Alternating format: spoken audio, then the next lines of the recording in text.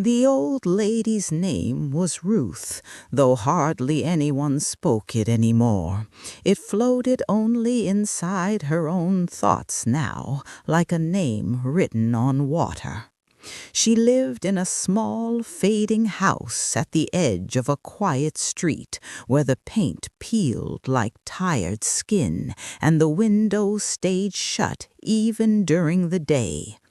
Once laughter had lived there, once footsteps hurried through the rooms, but time had taken those things away, one by one, without asking permission. Ruth was sick, and her body reminded her of it every morning. Her bones ached as though they carried memories heavier than they should. Her hands trembled when she tried to lift a cup of water, and her breath came short when she walked even a few steps.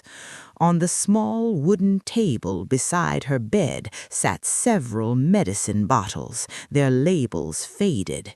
She could no longer remember which pill was for pain, which was for her heart, and which one she was supposed to take before eating. Sometimes she guessed, sometimes she skipped them altogether, afraid of taking the wrong one. There was no one to ask. Her children had grown long ago and gone far away. Life had pulled them into cities, jobs, families of their own. At first they used to call, then the calls became shorter, then they came only on holidays. Eventually, even holidays passed without a knock on her door. Ruth never blamed them aloud. She told herself they were busy, that they would come soon. But the word soon had grown old and tired, just like her. When sickness worsened, days stretched endlessly.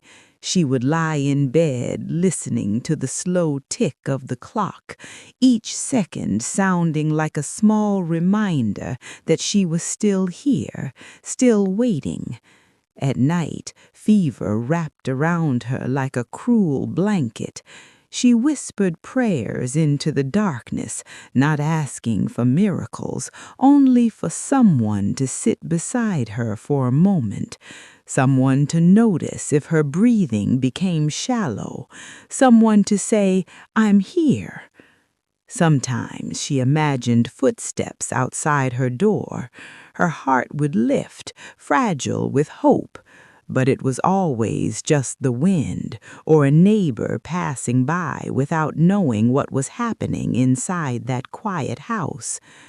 Hunger came often. Cooking had become too painful, too exhausting. She would eat dry bread or nothing at all. Water tasted bitter when taken alone. The medicine she needed ran low, but the pharmacy felt like a distant world she could no longer reach.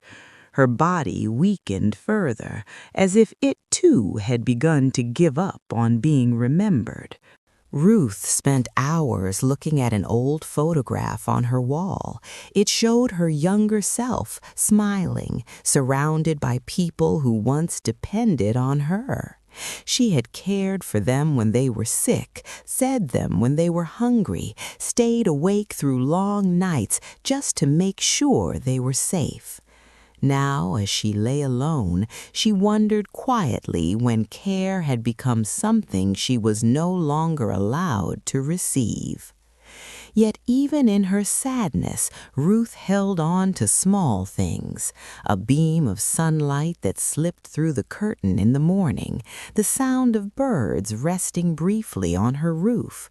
These moments reminded her that she was still alive, still worthy of warmth, even if the world had forgotten to show it. On the hardest nights, when pain stole her sleep and loneliness pressed on her chest, Ruth whispered her own name out loud, just to hear a human voice, even if it was her own. It was her way of proving she still existed. And somewhere deep inside her fragile heart, beneath the sickness and the silence, lived a quiet wish that one day someone would open her door, hold her hand, and see her, not as a burden, not as an old woman, but as a life that still mattered.